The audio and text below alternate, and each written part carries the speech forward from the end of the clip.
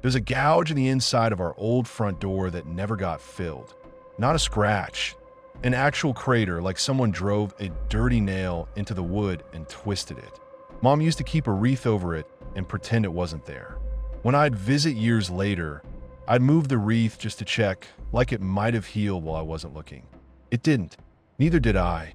My dad left with his rifle after a fight, so dumb I can't even remember the words. Just the tone.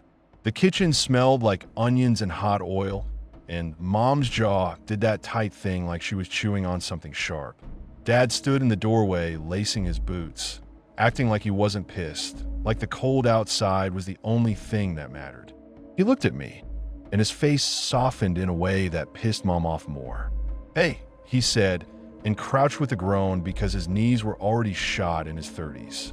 He put one hand on my shoulder like he was making sure I was real. "You do me a favor. You keep an eye on your mom." Mom made a sound like a laugh with no humor in it. Dad ignored her. He ruffled my hair, then pulled me close. His jacket was damp from sweat, and the smell of gun oil and chewing tobacco lived in it permanently. "I'm not gone," he murmured into my ear. "I'm coming back. Maybe not on your schedule, but I'm coming back." It was the kind of thing adults say when they want to end a moment without turning it into a whole other thing. At 7, you believe it like a promise. He stood, adjusted the strap on his rifle, and walked out into the dark like it was a normal Thursday. It took them 2 days to find his body. People in small towns are good at 2 things: casseroles and turning grief into a job. There were search parties with headlamps cutting through the trees. Men in blaze, orange, moving like a slow, glowing animal through the woods. Someone brought a bloodhound that strained against its leash like it wanted to tear the world open. The sheriff's radio cracked all night with names and coordinates and the kind of professional calm that makes you want to scream. I sat on the couch with Mom's arm around me, watching the front yard through the window, sure that any second Dad would come trudging up the drive, embarrassed, hungry, making a joke about how we were all overreacting. I kept imagining the slap of his boots on the porch steps, the rattle of the screen door, his voice loud and familiar. On the second morning, the phone rang. Mom answered and didn't say anything at first. She just listened, eyes fixed on the wall like someone had nailed a picture there. When she finally spoke, her voice came out wrong, like she'd forgotten how to use it. "Where?" A pause. A swallow I could hear from across the room. Don't let it be alone. Please, don't leave him there." She hung up and stayed, standing with the phone in her hand like she didn't understand it anymore. Then she slid down the wall to the floor and made a sound I didn't know a person could make. Not crying, not screaming, something deeper, like an animal that realized the trap didn't open. "They told us it was an accident. They always do. It's the easiest box to shove a death into."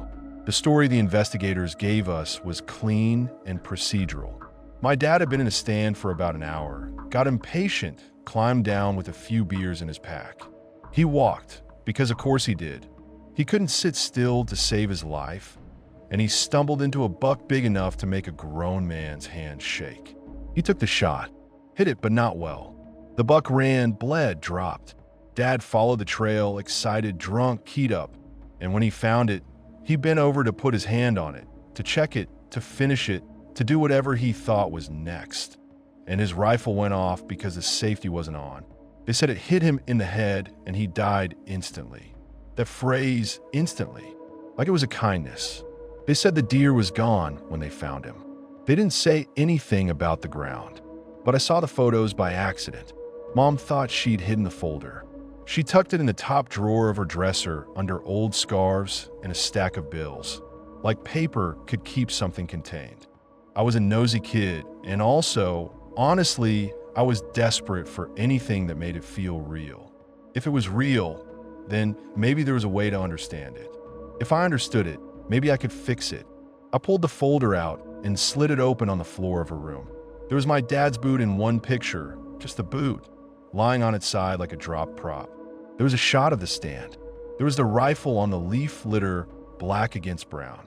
And there was a close-up of dirt that looked like someone had dumped paint on it. 2 kinds of paint, dark and thick and pooled, human blood. And beside it, smeared in a way that didn't look like spatter, but like something had been lying there breathing. There was lighter blood. Pinker. Frothy in spots, like it had mixed with air. Animal. I stared at that picture until my eyes went blurry. I didn't have word for the thought that formed in my head, but it was there anyway, heavy and sticky. They bled together. I heard Mom's footsteps and shoved the folder back where it was, heart punching my ribs. She opened the door and looked at me like she knew. Like mothers know things without proof. "What are you doing?" she snapped. "Nothing." "Don't lie." She crossed the room and yanked the drawer open, saw the folder shifted, and her face changed. Her anger collapsed into something raw. "You don't get to do that. You don't get to go looking. I just wanted. You don't get to." She pressed the folder to her chest like it was a wound. "You want to remember him? Fine. Remember him alive." Not like that. I wanted to tell her I couldn't remember him alive without seeing the other thing now. That it had crawled into all my memories like mold. But I didn't. I was 7. I swallowed it down and let it rot. The funeral was quick. The preacher said all the right words about God's plan and a better place and the mystery of it all.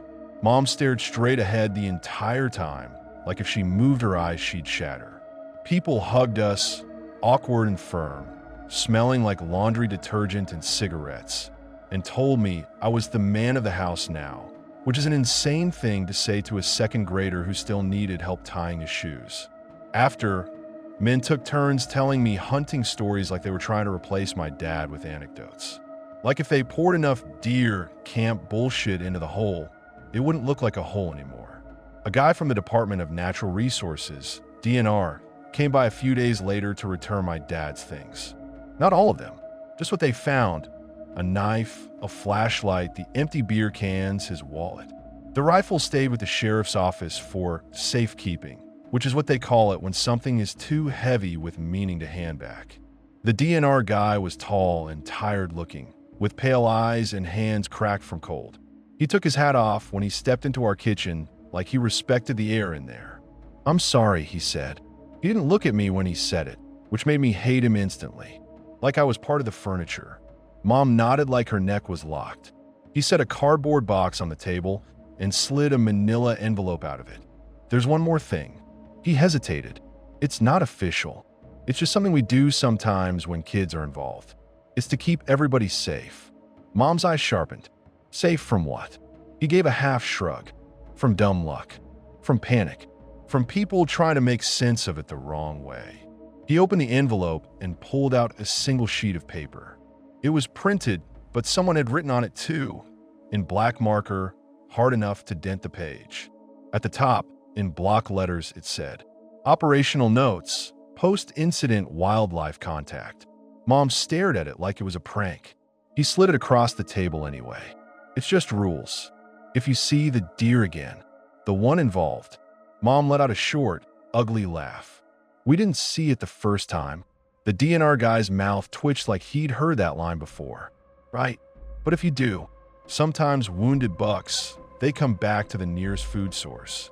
Or they get weird. I don't know. I just read it." Mom's fingers hovered over the paper like it was contaminated. Then she snatched it and scanned it. Eyes moving fast.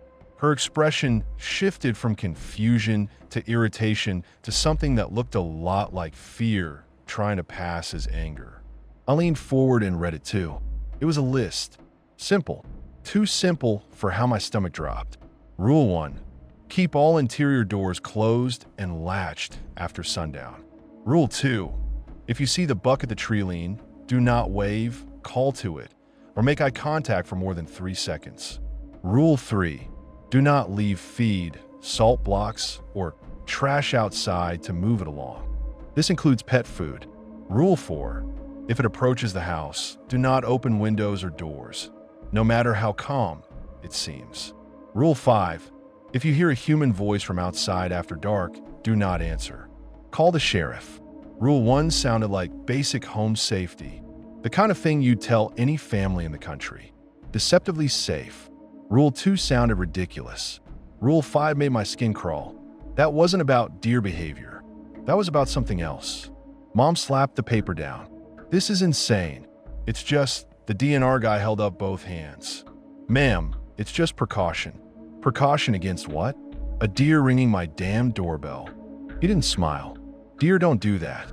People do. People get curious. People get drunk. Kids get ideas. His gaze finally flicked to me, quick. I felt caught, like he'd seen straight into my head where the picture of the mingled blood lived. Mom's voice turned cold. We're not feeding deer. We're not talking to deer.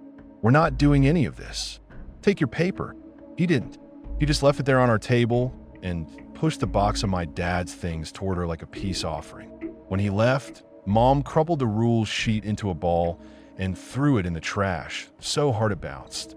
Then she immediately fished it back out like she couldn't stand the sound it made when it hit. She smoothed it flat with shaking hands and stuck it to the fridge with a magnet shaped like a strawberry right next to my school picture. Not because she believed it, because she was afraid of what might happen if she didn't. The first time I saw the buck, it was 2 weeks after the funeral.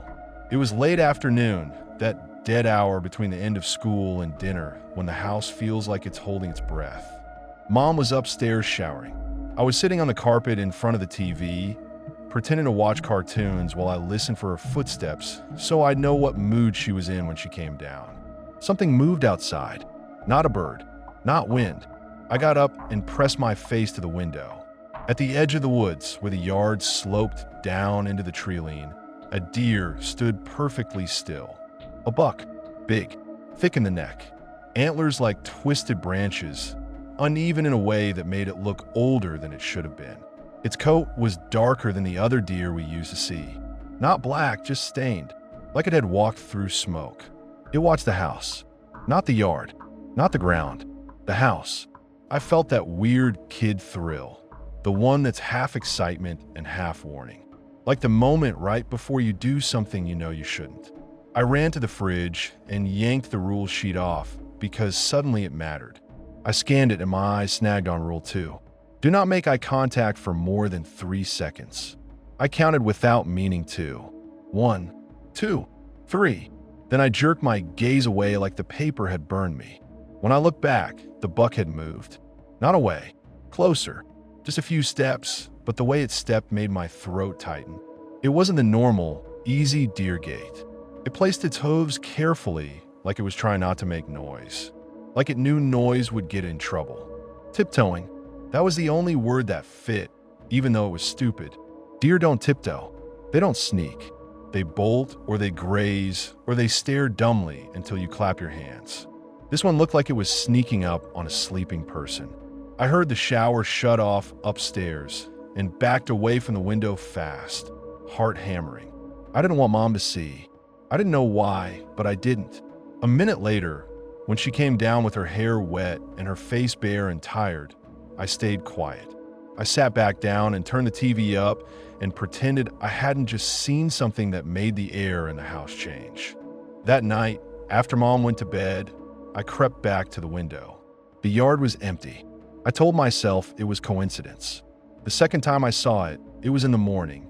I was eating cereal, staring at the spot on the table where Dad's coffee mug used to sit, when Mom froze mid-step in the kitchen. "What?" she said, like the word itself was a weapon. I followed her gaze. The buck stood in the yard now, not at the treeline, closer than it had any business being. Its head was down, chewing grass like it owned the place.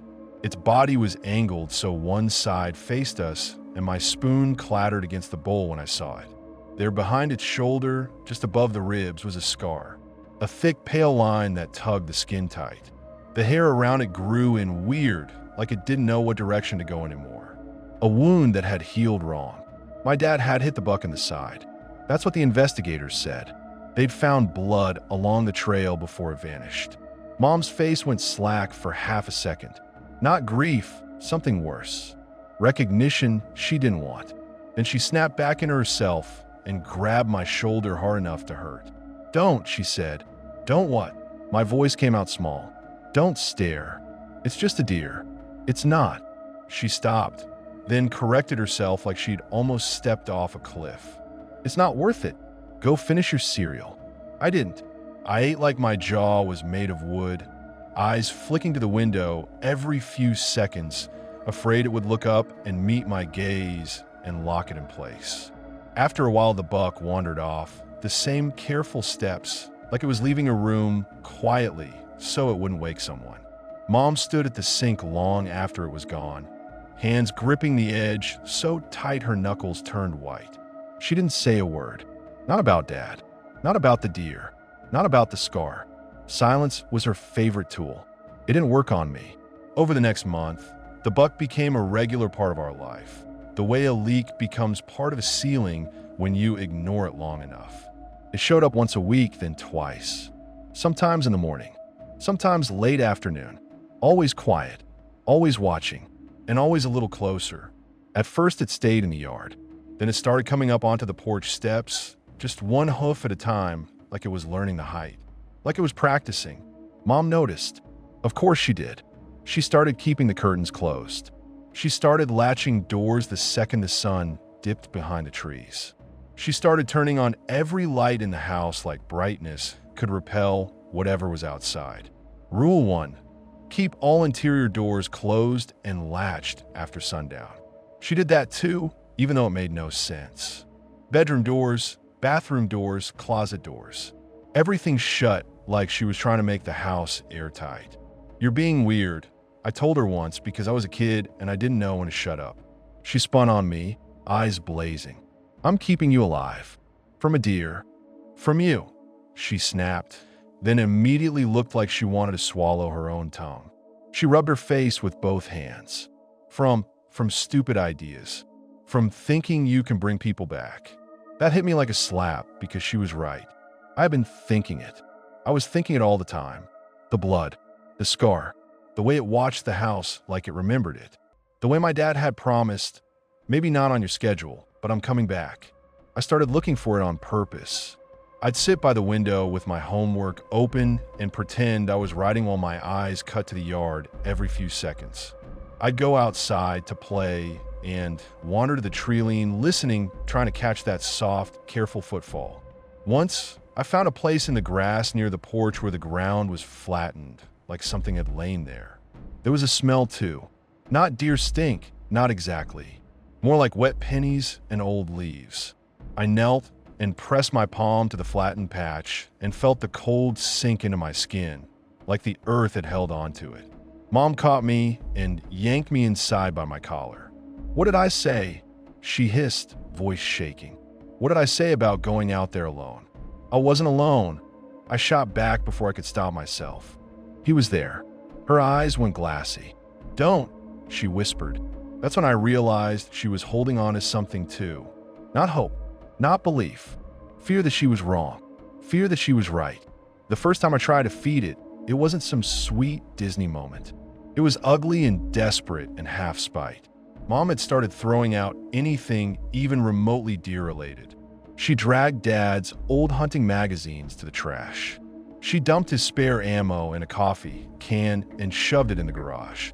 She took the bag of deer feed he'd kept in the shed because he'd always claimed he wasn't baiting, just helping the herd, and she poured it into a black trash bag like it was poison. I saw her do it through the kitchen window, and something in me snapped. That bag smelled like Dad, like corn dust and dirt and that sharp, sweet scent of mineral blocks. It was a stupid thing to latch onto, but grief doesn't have standards.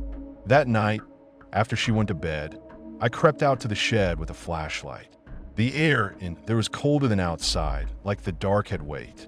I found a trash bag of feed behind the lawnmower and tore it open with my hands. The kernels spilled into my palms, rough and dry. I carried handfuls out to the yard and scattered them in a line from the tree line toward the porch, like a trail for a stray cat. Rule 3, do not leave feed outside. I didn't care. I wanted it close. I wanted proof. The next morning, the feed was gone. Not all at once. Not in a big disturbed patch the way deer normally eat. It was gone in little careful sections, like someone had followed the line and stopped at each handful, picking it clean. On the porch, right by the gouge in the door frame that I hadn't noticed until then, there was something else. A single kernel of corn, placed it like a message. Mom found it too. She stood over it, staring down like it was a dead bug. "Did you do this?" she asked, voice low. I tried to lie. I did. My mouth opened, but my eyes flicked toward the yard, and she followed them, and her face hardened. She grabbed my wrist and dragged me back inside. Not rough enough to bruise, but hard enough to make her point. "You don't feed it," she said, each word clipped. "You hear me? You don't. It's hungry," I protested, which was ridiculous. Deer weren't starving in summer. "It's not hungry," she snapped. It's looking. Looking for what?" Her mouth tightened. "For a way in." That was the first time she said it out loud. A week later, the sheriff came by. Not because we called, because he was friends with my dad, and in a town like ours, friendship includes checking on widows like it's on a schedule. Sheriff Klein was a big guy with a mustache that belonged in an old movie. He took his hat off and sighed, same as the DNR guy, and his eyes went soft when he looked at Mom. "How you holding up?" he asked. Mom's smile was tight. "Fine." He nodded like he didn't believe her, but wasn't going to push. Then his gaze drifted to the fridge where the rule sheet was still pinned under the strawberry magnet. His face changed. "Who gave you that?" Mom's hand moved like she was going to tear it down, then stopped. "DNR." Klein exhaled through his nose. "They still doing that?" Mom crossed her arms. "Is it bullshit?" Klein's eyes flicked to me, then away. "It's mostly common sense." That's not an answer. He hesitated, and in that hesitation, I saw something I'd never seen on an adult's face before. Fear trying to behave. "You seeing the deer?" he asked finally. Mom's chin lifted. "Yes." Klein nodded once, slow. "Big buck. Scar on its side." Mom's arms dropped. "You've seen it." Klein didn't answer right away. He walked to the window and pushed the curtain aside just enough to look out, like he expected it to be standing there listening. "We had a call," he said, 2 nights ago, down near Wilcox's property. They heard someone knocking on the back door around 1 in the morning.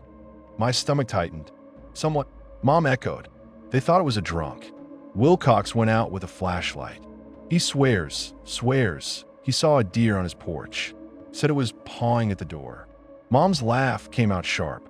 "Deer don't have paws." "I know." Klein's jaw clenched. He fired a shot in the air, and it bolted. Left hoof marks on the porch steps. Mom went pale. Klein turned back to her. "You keep your doors locked." "They're locked," Mom said too fast. He nodded. "And you don't." His eyes flicked to me again. "You don't go out at night. Not for anything. Not if you hear something." Mom's voice shook. "What if it's a person?" Klein's mouth tightened. "Then you call me. You don't open the door." Rule 4. Do not open windows or doors. Rule 5. If you hear a human voice from outside after dark, do not answer. Klein reached into his pocket and pulled out a small yellow post-it note. It looked stupidly normal in his big hand. He wrote something on it with a pen, tore the pen off with his teeth because he didn't have a cap, and stuck the note right onto the fridge beneath the rule sheet. In blocky letters, it said, "Do not crack the door. Not even an inch." It was so plain it made my throat go tight. Mom stared at it, then at him. "Are you serious?" Klein didn't blink. "I'm serious." After he left, Mom stood in front of the fridge for a long time, staring at the post-it and the rule sheet like they were instructions for a bomb. Then she turned and looked at me. Her eyes were wet, but her voice was hard. "You hear me," she said. "You do not talk to it. You do not look at it. You do not feed it. You do not go near it. It's just a deer," I said because I was stubborn and also because admitting it wasn't would have meant admitting something else. Mom took a step toward me.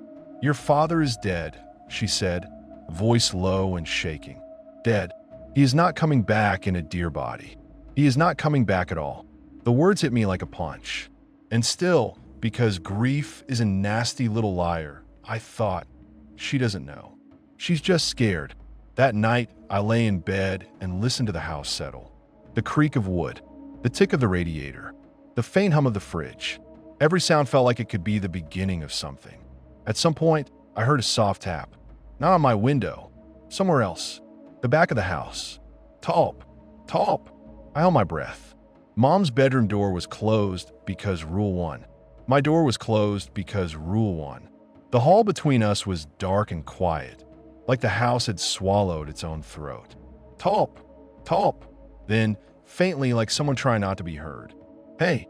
It was so quiet, I almost convinced myself I imagined it. Hey, the voice came again. A little closer, maybe my ears were just straining. My heart hammered. I wanted to get up. I wanted to run to Mom. I wanted to do something because doing nothing felt like drowning. I remembered Rule 5. If you hear a human voice from outside after dark, do not answer. So I didn't. I lay there, sweaty and frozen, staring at the darkness until my eyes burned. Eventually, the tapping stopped. In the morning, Mom found hoof prints on the back steps. Not deer prints in the mud by the garden, where you'd expect them. On the steps. Up, up, up, like it had climbed. Mom scrubbed the steps with bleach until her hands were red. She didn't speak the entire time. Her mouth moved once, like she was going to say something, then she clamped it shut. I watched from the doorway and felt something bloom in my chest that wasn't fear. It was a sick, thrilled kind of certainty. It was coming back, sooner or later, on some schedule. My schedule. At school, I stopped paying attention. I started drawing antlers in the margins of my worksheets without thinking. My teacher asked me twice if everything was okay, and I lied because telling the truth felt like inviting her into something she couldn't survive. Kids are cruel in lazy ways. Someone heard my dad died and told someone else, and suddenly my name was Bambi in the hallway. A boy in my class pretended to shoot me with finger guns at recess and laughed when I flinched. I shoved him hard enough that he fell backward into the gravel and started bleeding from his lip. The teacher pulled me aside. "What is going on with you?" she demanded. I wanted to scream, "Your parents are alive, that's what's going on." But I didn't have words. I just stared at her and felt my throat close. When I got home, Mom was on the phone with someone, voice tight. When she saw me, she hung up too fast. "Who was that?" I asked. "No one." "You're lying." She rounded on me, so quick I stepped back. "Don't you start," she snapped. I can't do this with you two." "With me too," I echoed. Her face crumpled for a second, then reset. "Go to do your homework." I went to my room and sat on the bed, staring at the window. The curtain was half closed, but I could still see the yard if I leaned. And there, at the edge of the grass, the buck stood, watching, always watching. I don't know when it stopped feeling like a deer and started feeling like a person in disguise, but it happened quietly, the way you don't notice a smell until you leave the room and come back. Little things. The way it angled its head like it was listening to words, not sounds. The way it stepped around toys left in the yard instead of plowing through them. The way it never ate from the bird feeder or the garden, never did anything messy or dumb. It was careful, considerate even, like it was trying to prove it belonged. Once, I saw it standing under the clothesline in the backyard, staring up at my dad's old flannel shirt that Mom had finally washed and hung outside because she couldn't stand the smell in the house anymore. The buck stood there for a long time, nose lifted, breathing. Then it raised its head and pressed its muzzle to the hanging shirt. Slow. It didn't tear it, didn't chew it. It just held it there like it was kissing something goodbye. That night, I dreamed my dad came home. He walked into my room and sat on the edge of my bed, heavy enough to make the mattress dip. I could smell him, sweat and oil and tobacco, and relief flooded me so hard it hurt. When he spoke, though, his voice was wrong. Too thin, too high, like someone forcing air through a broken instrument. "Let me in," he whispered. I woke up with my face wet. A few days later, Mom finally snapped. The buck had started coming right up to the living room window, close enough that if I pressed my palm to the glass, its breath fogged the other side. Close enough to see the tiny cracks in its hooves, the dirt caked in the grooves, the flecks of dried mud on its legs. Close enough to see its eyes clearly. They weren't deer eyes. I don't know how else to say it. Deer eyes are empty. Not stupid, just blank. They look through you, not at you. They're built for scanning, not focusing. This buck's eyes focused. They held. They looked like someone trying to remember the right expression. Mom came into the living room and saw me standing there, hand on the glass like I was about to open a door. She grabbed me and yanked me back so hard I stumbled. "Stop it," she hissed. "It's him," I blurted, the words bursting out like vomit. "It's Dad." Mom's face went white. "No, it has the scar," I insisted, voice rising. "It has his, it's him, Mom. Don't you see it?" "No," she snapped, eyes bright with tears. "No, it's a deer. A deer. Your father is in the ground." The buck outside lifted its head, and for a second, I swear to God, it looked right at Mom. Mom froze. Her breath caught like she'd been slapped. The buck's muzzle moved slightly, like it was tasting the air. Mom backed away from the window, so fast she bumped into the coffee table. "Get away from it," she whispered. "It's not doing anything," I said, but my voice didn't sound convincing even to me. Mom turned and marched to the kitchen. She yanked open the junk drawer, grabbed the keys, and stormed back through the living room without looking at the window. "Where are you going?"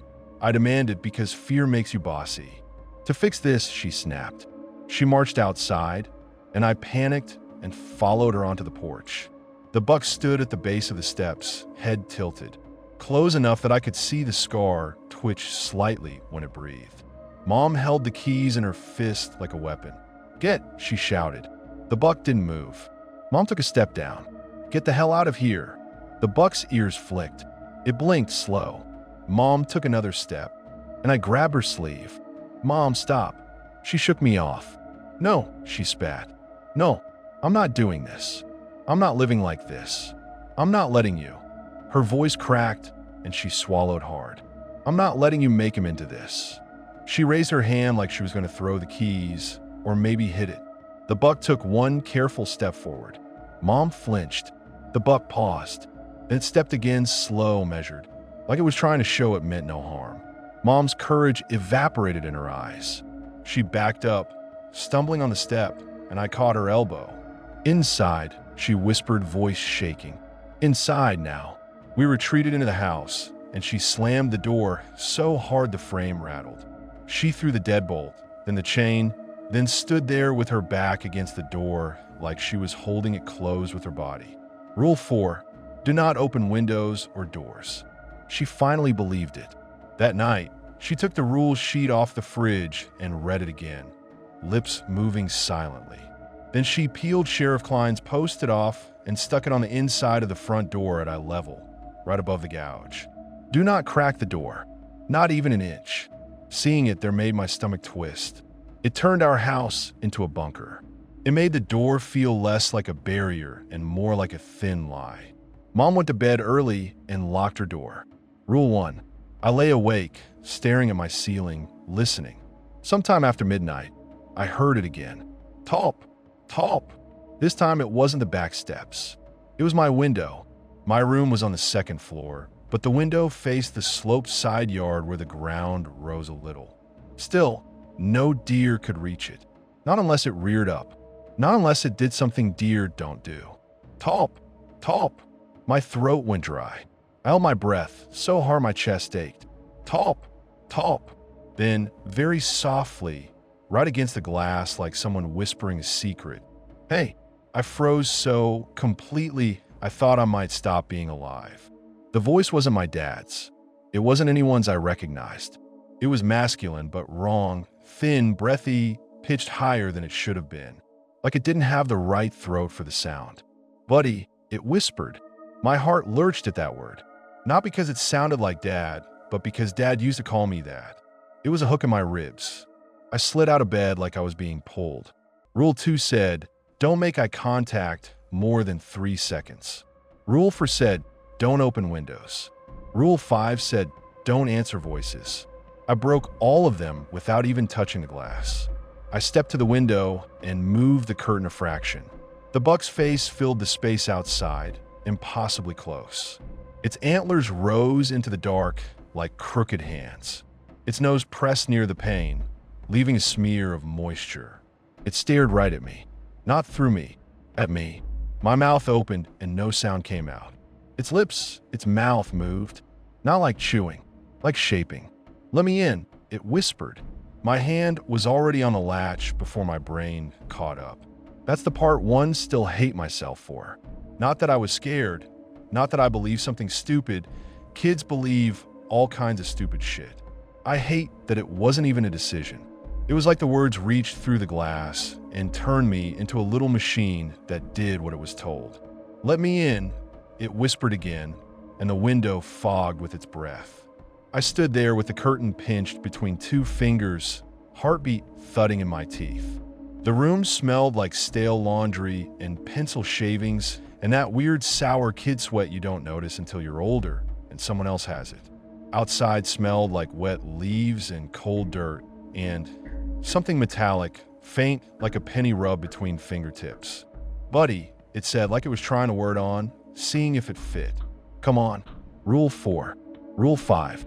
Sheriff Klein's stupid post that do not crack the door."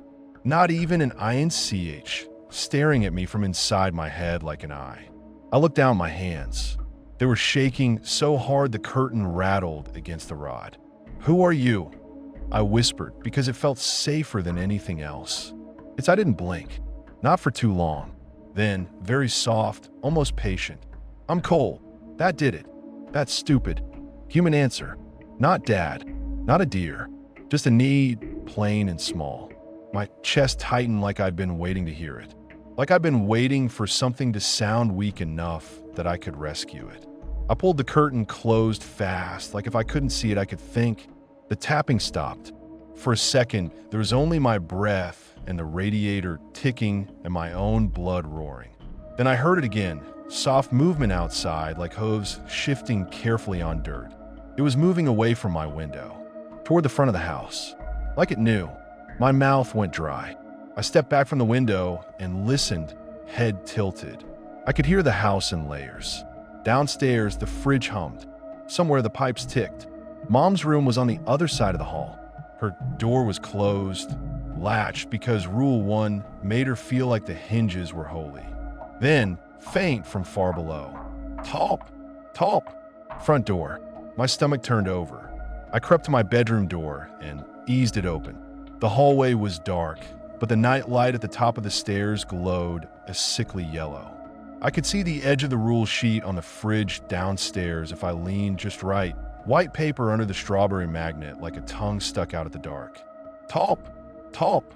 My feet moved without permission. Cold floor under my soles. My hand on the banister, sweating. Each step down felt like stepping into deeper water. "Top! Top!" The knocking wasn't loud. It wasn't angry. It was polite, like someone trying not to wake the baby. "Top!" Mom didn't stir. I listened for her bed creak, for her cough, for any sign she was awake. Nothing. The post-it on the inside of the front door caught the faint light from the living room lamp Mom always left on now. "Do not crack the door. Not even an inch." The letters looked darker at night, like they were bleeding. I stood at the bottom of the stairs and stared at that note. I stared hard enough that my eyes watered. Then, from the other side of the door, so close it made my skin crawl. "Hey," I flinched back. "Buddy," it said, voice thin and breathy through the wood. "I'm here. Open up."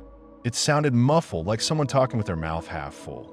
Like the wrong shape was trying to make words. My hand lifted, hovered near the deadbolt. I could have woken Mom. I could have screamed. I could have run to the kitchen and grabbed a knife like I'd seen in movies. I could have done literally anything else. Instead, I whispered, "Mom's asleep." A pause. Then, like it was smiling without a mouth. "Good. Let her sleep." My fingers closed around the deadbolt, metal cold against my palm. For a second, I held it there and thought, if I open this, there's no closing it again. Not really. But my dad's last words, "Sooner or later, I'll be back," looped in my head like a song I couldn't shut off. And that scar that matched the story. That scar that felt like proof, even if it was proof of something awful. The deadbolt turned with a soft, final click. I unhooked the chain. My hand touched the knob. Do not crack the door. Not even an inch. I cracked it anyway. Just a sliver. Cold air pushed in like a hand. The porch light wasn't on. Mom had stopped turning it on because she said it attracted things, which didn't make sense, but neither did any of this. The darkness beyond the gap looked thick. Then something moved into that gap, so fast I gasped. An eye, right there, inches away. wet and reflecting the dim living room light. The pupil wide and wrong. I should have slammed the door. Instead, my stupid kid heart kicked up with relief, so sharp it was almost joy. It was really there. It breathed, and warm air slipped through the crack, smelling like mud and old grass and that metallic penny smell. Its muzzle pressed against the edge of the door like it was trying to wedge itself in. "Please," it whispered. My fingers loosened. The door opened wider, and the buck stepped forward in those careful, sneaking steps, tiptoeing, like it was crossing a line it knew mattered. It didn't burst in. It didn't rush me. It moved slow, almost gentle, head low enough that its antlers cleared the doorframe by a hair. I heard a faint scrape, wood on something hard, and my eyes flicked to the gouge on the inside of the door. Like the house remembered being hurt already. The buck slipped inside. The air changed immediately. Like a cold pocket settled into the living room. My skin prickled. I closed the door behind it without thinking. The latch clicked. The sound made my throat tighten, like I'd locked us in together. The buck stood in the entryway, perfectly still, listening. It was huge up close, bigger than I'd ever realized through windows. Its coat looked damp in places, even though it hadn't been raining. Its ribs moved slow under its hide, like it was breathing carefully, like each breath had to be earned. "Should I get Mom?" I whispered, because some part of me still wanted permission from an adult, even if the adult I wanted wasn't available anymore. The buck's head turned toward the hallway. Its ears angled like it could hear her breathing through the closed door upstairs. "No," it said. Simple. Calm. Let her sleep. It took a step toward the living room. Hooves quiet on the carpet in a way that felt wrong. Hooves should click. They should announce themselves. These didn't. They pressed down like padded feet. It lowered its head and sniffed the air slow, like it was tasting the house. Then it moved. Not like a deer exploring. Like a person who hadn't been in a place for a long time and didn't want to admit they'd forgotten it. It walked toward the kitchen, paused at the doorway, then backed up like it had turned down the wrong hall. It stepped toward the bathroom, stuck its head in, then retreated like the sight of the sink surprised it. My mouth felt full of cotton. I stood in the entryway watching, arms wrapped around myself. It stopped in the center of the living room and lifted its head toward the stairs. "Your room," it whispered. "Take me to your room, buddy." A tiny alarm bell rang somewhere behind my ribs. Not loud enough to stop me, just loud enough to make me feel like I was doing something dirty. I swallowed. Okay. I started up the stairs slow. It followed behind me, hooves barely making sound on the wood. I kept expecting Mom's door to fly open. I kept expecting her to yell my name, to demand what the hell I was doing. Nothing. Just the soft, wrong silence of the buck moving through our house like it belonged. At the top of the stairs, the hallway felt smaller with it there. Its antlers brushed the ceiling once, soft scrape, and I flinched.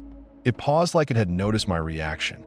"It's okay," it whispered, like it was comforting me. I led it to my room and pushed the door open. The room was dark. My bed was a small twin with superhero sheets I was embarrassed by, even then. Toys on the floor. A pile of dirty clothes in the corner. The air smelled like a kid's room, plastic and sweat and crayon wax. I reached for the lamp. The buck stepped between me and the switch. "No," it said. My hand froze midair. It leaned its head down, close enough that I could see the little cracks in its nose, the damp shine, the bits of dried grass stuck near its lip. "Can we lay down together?" it asked softly. My throat tightened. This was the moment where the story should have shifted, where I should have realized I'd made a mistake, where I should have run to Mom's room and thrown myself against her door until she woke up. But I was 7. I had a hole in me the shape of my dad, and something was offering to fill it. I nodded. The buck hesitated, then climbed awkwardly onto the bed. Mattresses aren't made for deer. It had to fold itself strangely, hind legs tucked wrong, front legs bending in ways that made my skin crawl. The bed creaked under its weight. Its antlers scraped the wall. I winced and scooted back to the far edge, pressed against the cold plaster like I could become part of it.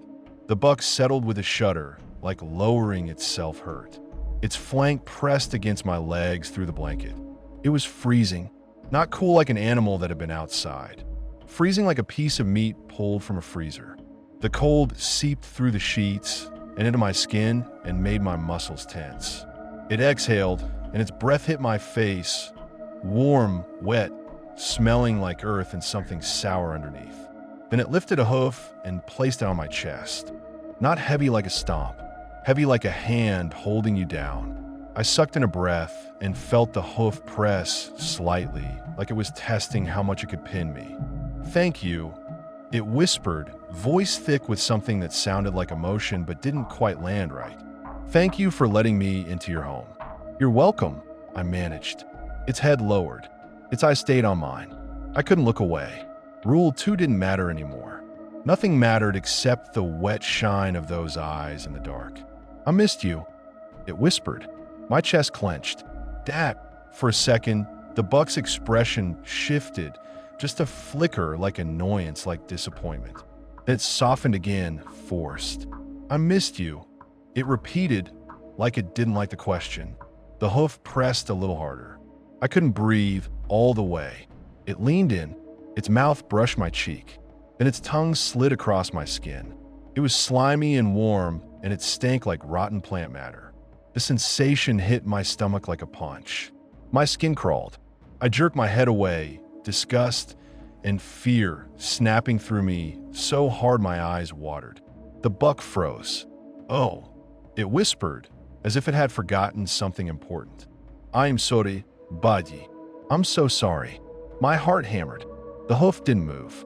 I swallowed hard and forced my voice steady because some part of me believed that if I acted like an adult, it would treat me like one. "What's my name?" I asked. The words came out sharp, sudden, like I'd thrown something. The buck's eyes narrowed slightly. It stared at me, head tilted, like it was searching through a messy drawer. It didn't answer. Seconds passed. Its breath warmed my face. The hoof stayed planted. My throat went tight. "What's my name?" I repeated louder. The buck blinked once. Its voice came out softer, almost pleading now. "I'm sorry. I don't remember." A cold wave rolled through me that had nothing to do with its body temperature. Because Dad would remember. Dad would remember even if he'd been drunk, even if he'd been angry, even if he'd been gone for years. Dad would remember. This thing didn't. I stared at it, and for the first time, I noticed something else. Something tiny. Its mouth. The way it moved when it spoke wasn't right. Deer mouths aren't made for words. They can't shape consonants. They can't form your name. This thing was forcing itself to anyway, like someone wearing a mask and trying to sound convincing. "Thank you," it whispered again, desperate now. "Thank you for letting me in. Thank you." And it leaned in and licked my cheek again, slower, like it was trying to correct the mistake by doing it better. I gagged. My hands pushed against its hoof without thinking. The hoof didn't budge. Panic flooded me. Real panic, not the dreamy grief kind. My lungs tightened. My eyes stung. "Stop," I whispered. The buck's eyes widened. Its nostrils flared. Its breath came faster, and I realized with a sick lurch that it was excited. Not happy, not relieved. Hungry isn't the right word either. More like eager. It pressed the hoof down harder, and my breath whooshed out. Stars popped in my vision. I made a sound, half sob, half choke, and the buck's mouth opened slightly. "Buddy," it whispered, voice trembling. "Buddy, don't." I don't know what it was going to say, because something in me finally snapped clean. I screamed. Not a little cry, not a whimper. A full-body, throat-tearing scream that felt like my insides were trying to claw their way out through my mouth. The buck jerked, startled. Its hoof lifted slightly, just enough. I sucked in a breath and screamed again. The buck lunged forward and slapped its hoof down over my mouth. The hoof was dirty. Grit scraped my lips. Something hard hit my teeth. My lips split open with a hot sting, and I tasted blood instantly, sharp and salty. I thrashed. My hand clawed at the hoof. My nails scraped against it uselessly. The buck's eyes were wide now, wild, and for a second the forced softness was gone. What looked out through those eyes was blank and cold and furious, like an animal that had been interrupted mid-feeding. I twisted and shoved and somehow slid sideways off the bed. My shoulder hit the floor hard. Pain shot down my arm. I sucked in a breath and screamed again, muffled, blood bubbling at my lip. From down the hall, I heard Mom's door slam open. "What the fuck?" she shouted, her voice shredded with sleep and terror. Footsteps. Fast. Bare feet slapping wood. The buck froze on the bed like it had been caught, doing something it wasn't supposed to. Its head snapped toward the door. I scrambled backward on my hands, dragging myself away, eyes locked on it. Mom's footsteps hit the hallway. "What's happening?" Her voice broke on my name. The buck's gaze flicked back to me, and it did something that made my stomach drop through the floor. It smiled, not with lips, with intent, with the way it tilted its head and softened its eyes and shaped its mouth around words it knew would cut. "Love you, buddy," it said. And then, in a violent burst of sound, it launched itself through my bedroom window. Glass exploded outward like ice. Cold air rushed in. The buck's body twisted in a way that should have been impossible on a mattress, and its antlers caught the window frame with a sickening crack of wood, but it didn't slow. It tore through like the house was paper. For a second, I saw its silhouette against the night, legs flailing, hooves kicking, and then it was gone into the dark. Mom barreled into the room a heartbeat later and stopped dead. Her eyes took in the shattered window, the glittering glass all over the floor, the buck-shaped hole in the night. Then they snapped to me, curled on the floor, blood on my chin. "What did you do?" she whispered. The words weren't angry. They were devastated, like she'd been holding a fragile thing together with both hands and I'd kicked it. I thought. My voice came out wet and broken. Blood dripped from my lip onto my shirt. Mom made a strangled sound and dropped to her knees in front of me. Her hands hovered over my face like she was afraid to touch. When she finally cupped my chin, her fingers came away red. "Oh my God," she breathed. "Oh my God." I started crying then, the kind of crying where you can't breathe and your whole body shakes. I tried to talk through it. "It had talked," I sobbed. "It talked in it." Mom's eyes were huge, fixed on the broken window like she expected it to come back through. She grabbed me and pulled me in her chest hard enough to hurt, like she could press me back in her body and keep me there. "Shut up," she whispered fiercely into my hair. "Shut up. Don't you ever. Don't you ever." Her voice cracked, and she pressed her mouth to my forehead like she was sealing something. We called Sheriff Klein. We called an ambulance. We turned on every light in the house until it looked like a beacon.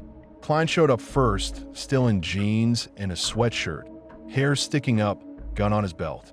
He stepped into my room, saw the broken window, and swore under his breath. "Christ," he muttered. Mom's face was blotchy. He opened the door, she said, like she was confessing a crime. Klein's eyes flicked to me. Blood was dried on my lip now, sticky. My hands wouldn't stop shaking. He didn't yell. He didn't lecture. He just closed his eyes for a second like he was praying. Then he stepped to the window and looked out into the yard.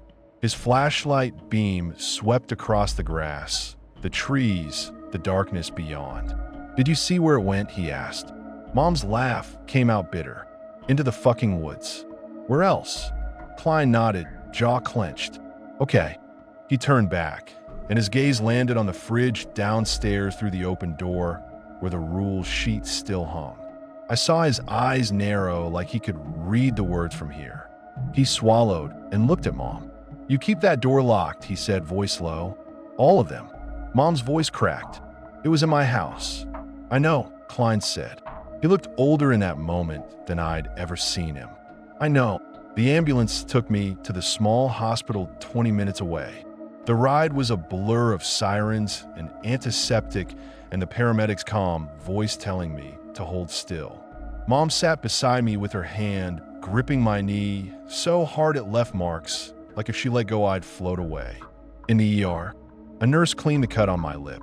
It burned like hell. I screamed, and Mom flinched like she'd been hit too. The doctor numbed it and stitched it while I stared at the ceiling tiles and tried not to vomit from the smell of my own blood. When it was over, Mom took me home and didn't speak the entire drive.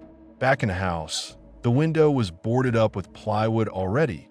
Klein must have done it while we were gone. The room smelled like fresh cut wood and glass dust. My bed was stripped and shoved against the opposite wall. Mom sat me at the kitchen table and stared at me like she'd never seen me before. "You open the door," she said finally. I stared down at my hands. There was still dirt under my fingernails from scrabbling at that hoof. "I thought it was Dad," I whispered. Mom's breath hitched. She looked away, and when she looked back, her eyes were hard.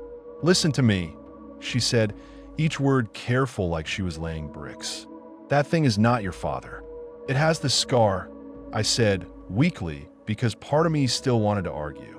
Part of me still wanted to be right, because being right meant Dad was somehow still here.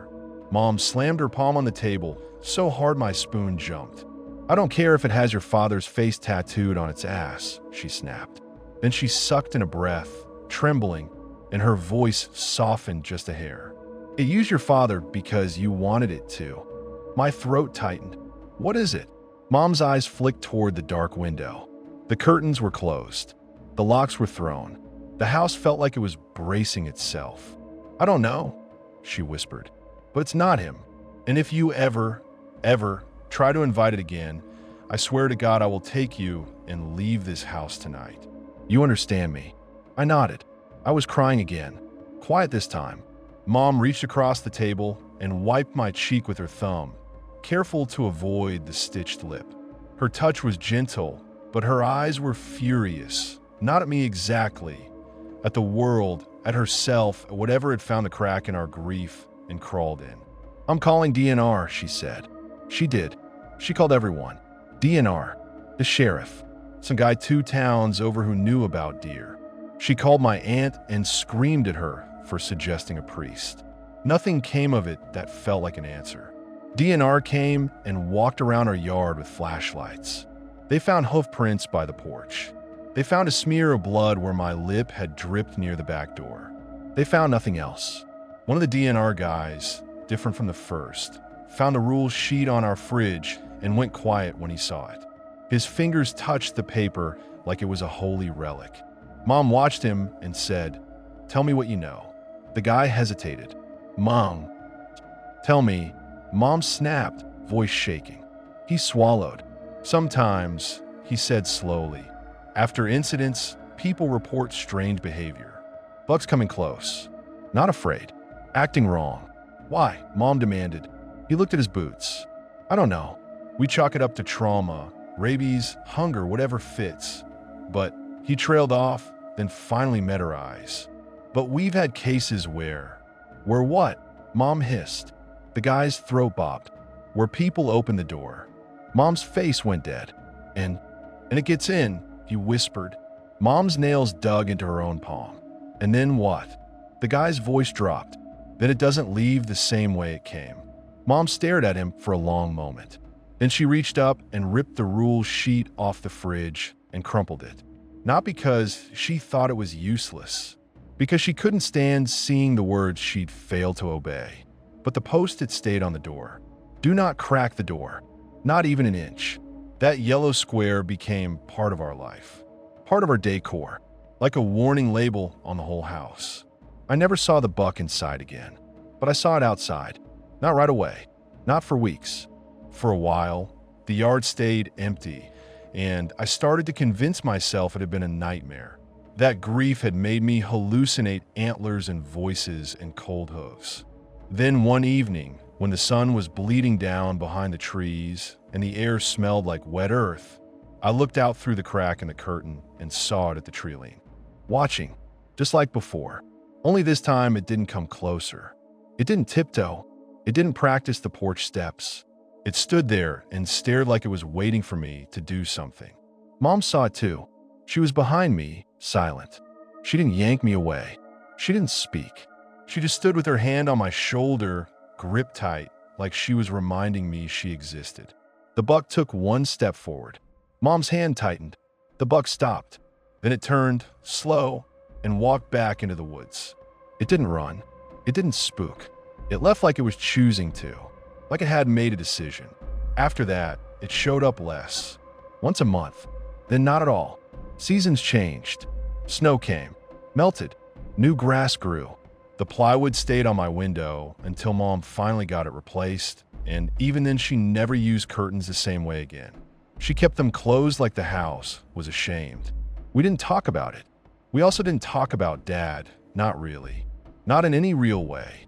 We talked around him. We used his name like a fragile thing. Mom packed his stuff into boxes and shoved them into the attic, then acted like the attic didn't exist. I learned not to ask. I learned not to say buddy. I learned not to look out windows at night. And I learned something else too, something ugly. When you invite something in, when you hand it a piece of yourself, sometimes it keeps it. I grew up and got out as fast as I could. College in another state. Work after that. A whole different life built on the idea that distance is a kind of protection. Mom stayed in the house until I was almost 30. She never remarried. She never even dated. Not that I know of. She kept the Post-it on the inside of the front door until the glue gave out. When it finally curled at the edges and fell to the floor, she stuck it back up with tape like it mattered more than any family photo. The last time I saw her alive, I was visiting for Thanksgiving. She was thinner, grayer, still sharp, still locking doors like the world outside was full of teeth. I stood in the entryway with my coat on, about to leave when she caught my wrist. Her fingers were cold. "Do you remember that night?" she asked. My stomach clenched. I didn't answer. Mom's eyes were wet. "I do," she whispered. "I remember hearing you scream and thinking." Her voice broke. She swallowed hard. "Thinking I lost you too." "I'm here," I said, hoarse. Mom shook her head. "You're here," she agreed. "But you left." She looked at me like she wanted to apologize and couldn't. "You took a piece of that night with you, didn't you?" I didn't have the courage to lie. I just nodded. Mom's grip tightened. "Don't ever open the door," she whispered. "Mom, promise me," she snapped, sudden fierceness flashing. "Promise me you won't ever. If you hear it, if you see it, if it comes back." "Mom, it's been years." Her eyes burned into mine. "Promise." I swallowed. "I promise." Mom let go like the promise hurt her. She died 2 years later. Stroke. Fast, they said. Peaceful, they said. Like those words fix anything. After the funeral, I went back to the house alone. I walked through rooms that smelled like dust and old cooking and the faint ghost of her perfume. I stood in my old bedroom and stared at the window, whole and normal now, no plywood, no scars. The glass reflected my face, older, tired. The stitches on my lip were long healed, just a faint line if you look close. Downstairs, the refrigerator was gone. The kitchen felt wrong without its hum. The strawberry magnet was still in a drawer, sticky and chipped. I held it in my hand and felt a stupid wave of grief, not for Dad, not even for Mom, just for the kid I'd been, standing at a door with a choice and no idea what it cost. I left the house for the last time and sold it to a couple from out of town. They wanted quiet country living. I almost laughed. I moved again. Different state, different job, different everything. I told myself that whatever had been in those woods belonged to that place, to that tragedy, like it was tethered to the blood-soaked patch of ground where my dad died. And maybe it was, or maybe it just liked me. Because here's the thing nobody wants to admit out loud. Sometimes it's not the place that's haunted. Sometimes it's the invitation. It's been 30 years. I'm typing this with my phone face down on the desk because I can't stand the glow in my eyes. My wife is asleep down the hall with our son, our little boy, and the baby monitor crackles softly with his breathing. The house is warm, suburban, safe in all the ways Mom used to pray for. And yet, a few minutes ago, I heard the softest sound at the back of my house. Not loud, not a bang, just a gentle, careful tap. I froze in my chair, every muscle going tight like I was 7 again. Talp, talp, then nothing. I told myself it was a branch, a raccoon, the heater kicking on, anything, but I couldn't stop myself. I walked to the kitchen and killed the light because the window over the sink reflects when the room's bright, and I didn't want to see my own face. I pulled the curtain back just enough to look. There, at the edge of the yard where my fence meets the line of trees behind the neighbor's property, a buck stood perfectly still. Big, thick-necked, antlers like crooked hands. It lifted its head slowly, like it already knew I was there. And even from this distance, even under the thin wash of moonlight, I could see the pale line on its side where the hair grows wrong. The scar. It took one careful step forward, not bolting, not grazing, tiptoeing. And in my head, like a memory that never actually belonged to me, I heard that thin, breathy voice scrape itself into words. "Let me in.